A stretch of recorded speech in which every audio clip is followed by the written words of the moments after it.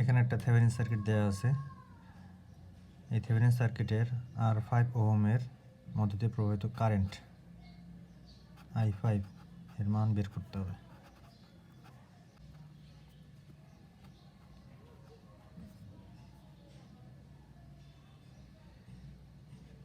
তো Thevenin circuit সমাধান করার জন্য আমাদের কিছু রুলস ফলো করতে হবে। তো আমরা আগে প্রথমে জেনে নিই যে থেভেনিন সার্কিটে থেভেনিন থিওরেমে একটা অঙ্ক কীভাবে সমাধান করতে হয়, এর প্রসেসটা আমরা প্রথমে জেনে নিই। থেভেনিন সার্কিটে প্রথমে আমাদেরকে বের করতে হবে হচ্ছে থেভেনিন রেজিস্ট্যান্স, তারপরে আমরা বের করবো হচ্ছে থেভেনিন ভোল্টেজ VTH, তারপরে আমরা বের করবো হচ্ছে I5।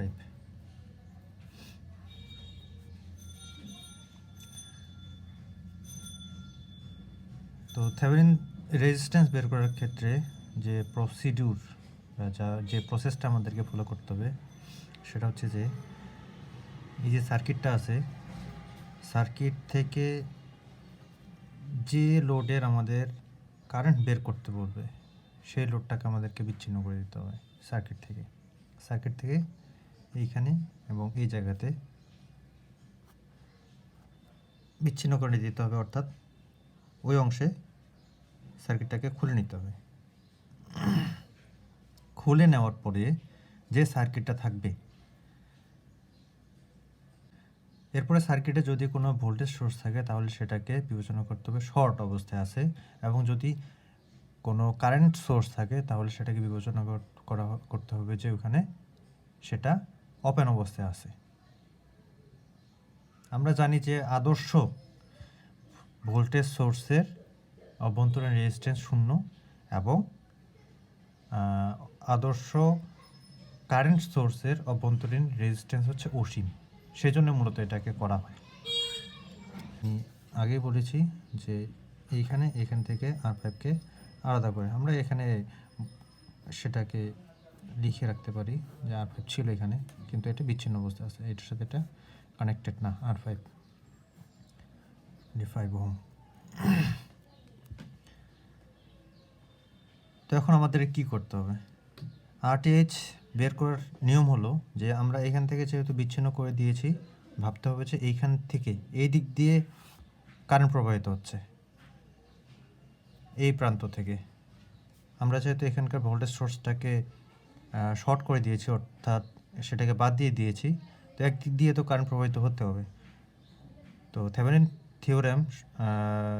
থিওরেমে RTH বের করার নিয়ম হলো হচ্ছে যে প্রান্ত থেকে লোডকে আমরা বিচ্ছিন্ন করে দিয়েছি সেই প্রান্তকে সোর্স বিবেচনা করে পরে সার্কিটের টোটাল রেজিস্ট্যান্সটা বের করে নিতে হবে।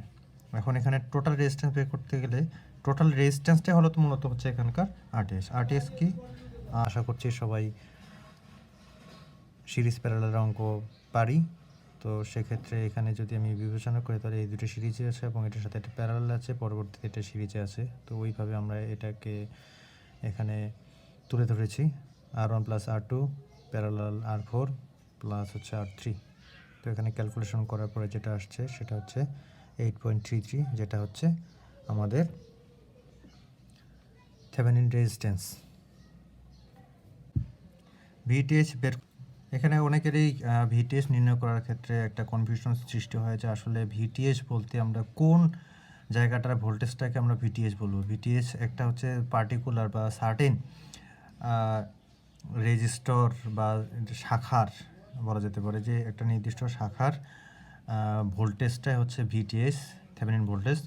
তো এক্ষেত্রে কোন জায়গার ভোল্টেজটাকে আমরা থেভেনিন ভোল্টেজ বলে বিবেচিত করব, এটা আইডেন্টিফাই করা গেলে মূলত অর্ধেক অঙ্কই হয়ে যায় VTH নির্ণয়ের ক্ষেত্রে। তো সেক্ষেত্রে এখানে আমি দেখতে পাচ্ছি যে R4 এখানকার ভোল্টেজটাই হচ্ছে VTH ভোল্টেজ, অর্থাৎ এই পয়েন্ট এবং এই পয়েন্টে আমরা যদি ভোল্টেজ বা ভোল্ট মিটার ধরার পরে যে ভোল্টেজটা পাবো সেটাই মূলত হচ্ছে VTH এর মান। এখন আমি কিভাবে বুঝলাম যে এখানকার ভোল্টেজটাই হচ্ছে VTH এর মান? এটা সহজ উপায় হচ্ছে যে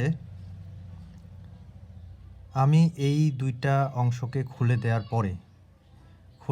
পরে এটার প্যারালালে যে ভোল্টেজটা আমরা পাবো সেটাই। কিন্তু এখানে একটা কথা হচ্ছে যে যখন আমরা ভিটিএস নির্ণয় করব সেটা কিন্তু তখন কিন্তু এই যে ভোল্টেজ সোর্স বা কারেন্ট সোর্স সেটা অ্যাক্টিভ থাকবে। হ্যাঁ, অ্যাক্টিভ থাকার পরে এটাকে খুলে দেব। যেমন আমি এটা সার্কিটটা অঙ্কন করি। এখন কথা হলো যে এখন এই দিক দিয়ে বিবেচনা করলে দেখা যায় যে E1 থেকে কারেন্ট প্রবাহিত হচ্ছে, কারেন্ট প্রবাহিত হওয়ার পরে এইখান পর্যন্ত আসলো, এই দিকে যাওয়ার পরে দেখা যায় যে এখানে ওপেন অবস্থায় আছে। তো আমরা জানি যে সার্কিট ক্লোজ না করলে কারেন্ট প্রবাহিত হবে না, যেহেতু এটা ওপেন আছে তো এদিক দিয়ে কোনো কারেন্ট প্রবাহিত হবে না। তাহলে এটা কি করবে, এদিক দিয়ে যাবে, এদিক দিয়ে এসে এইখানে গিয়ে সার্কিট ক্লোজ করবে। তার মানে কি এই জায়গাটা কিন্তু অ্যাক্টিভ অবস্থায় নাই, এটা ইনঅ্যাক্টিভ অবস্থায় আছে, এখান দিয়ে কোনো কারেন্ট প্রবাহিত হচ্ছে না। যেহেতু এটা কারেন্ট প্রবাহিত হচ্ছে না তাহলে আমরা এক্ষেত্রে এটাকে শর্ট বিবেচনা করতে পারি, অর্থাৎ এখানে কোনো রেজিস্ট্যান্স নাই বললেই চলে, এরকমভাবে আমরা বিবেচনা করতে পারি। তো যদি এমনটা হয় তাহলে কি দেখা যাচ্ছে, আমি আগে বলেছি যে এই দুইটা প্রান্তে প্যারালালে যে আমরা ভোল্টেজটা পাবো, এই দুইটা প্রান্তে যদি এটা এ বিবেচনা করে এটা বি বিবেচনা করে তাহলে এ বি প্রান্তের আড়াআড়িতে যে ভোল্টেজটা পাবো সেটাই মূলত হচ্ছে আমাদের থেভেনিন ভোল্টেজ।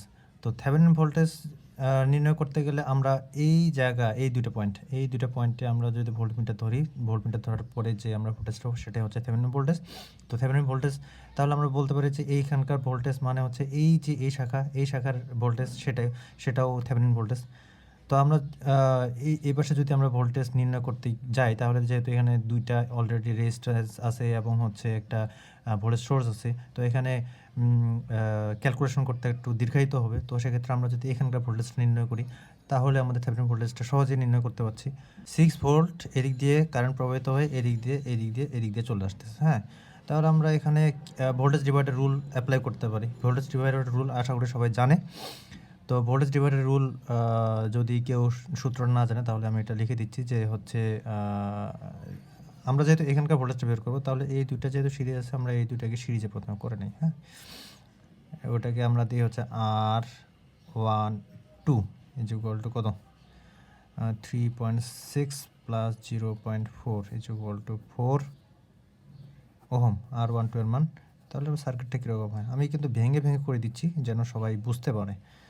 এটা শর্টকাটেও করা যেতে পারে, একবার ক্যালকুলেশন করে সম্পূর্ণটার রেজাল্ট বের করা যেতে পারে। তো সেক্ষেত্রে অনেকে হয়তো বুঝতে পারবে না, তাই ভিডিওটা একটু দীর্ঘ হলেও আশা করি যে সবাই বিষয়টা বুঝতে পারবে। তো সেক্ষেত্রে আমরা এটাকে কী করলাম, এখানে দিলাম, এখানে এই যে R12 4 ওহম, আর এটা হচ্ছে R4 20 ওহম, তাই তো, এখানে 6 ভোল্ট। এই শাখার ভোল্টেজ ডিভাইডার রুল শুধুমাত্র সিরিজ সার্কিটের ক্ষেত্রে প্রযোজ্য। তো VR4 বা এটাকে আমরা VTH, যেহেতু আমরা বলছি যে এখানকার যে ভোল্টেজটা সেটা হচ্ছে থেভেনিন ভোল্টেজ, তো এখানকার VTH ইজ ইকুয়াল টু লেখা যেতে পারে, কি লেখা যেতে পারে E1 অর্থাৎ সোর্স ভোল্টেজ গুণন হচ্ছে যে শাখার আমরা ভোল্টেজটা বের করব R4 প্লাস হচ্ছে তারপরে যে শাখার এখানকার যে টোটাল রেজিস্ট্যান্স সেটা R12। থেভেনিন ভোল্টেজ নির্ণয় করার ক্ষেত্রে VTH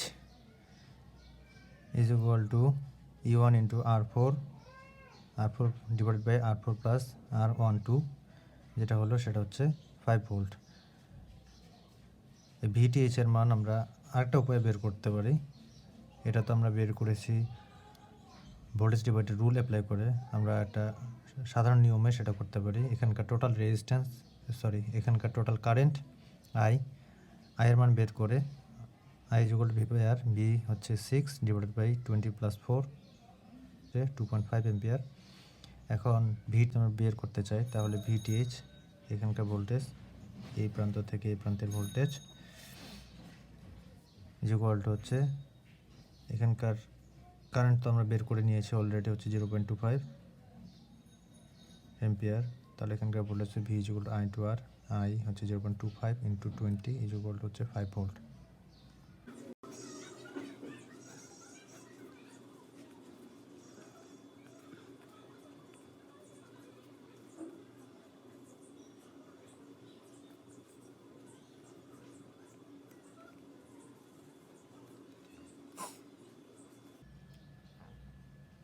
থেভেনিন থিওরেমে ভিটিএইচ এবং আরটিএইচ এর মান নির্ণয় করার মেইন উদ্দেশ্য হচ্ছে যে সার্কিটটাকে একটা ছোট সার্কিটে পরিণত করা, একটা জটিল সার্কিটকে ছোট সার্কিটে পরিণত করা।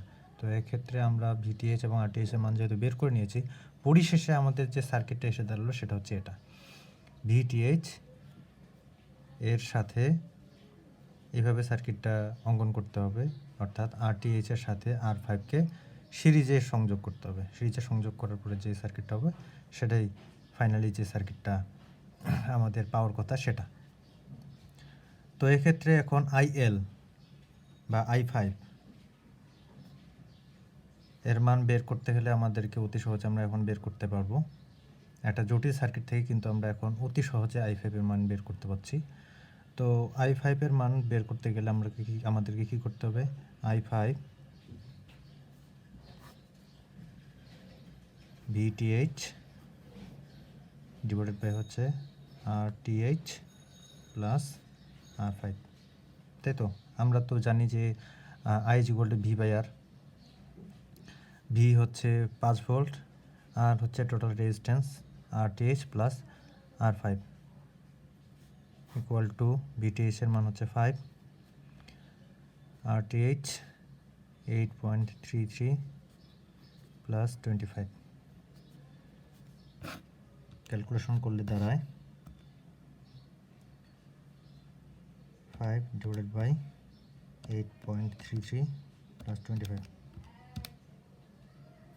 0.15 এত AMP। এটাই অ্যান্সার।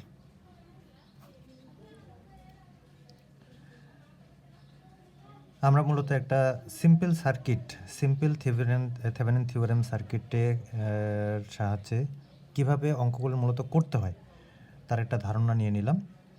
এর পরবর্তীতে আমরা এর চেয়ে একটু জটিল অঙ্ক সমাধান করার চেষ্টা করব, যেটা নিয়ম একটু ডিফারেন্ট হবে।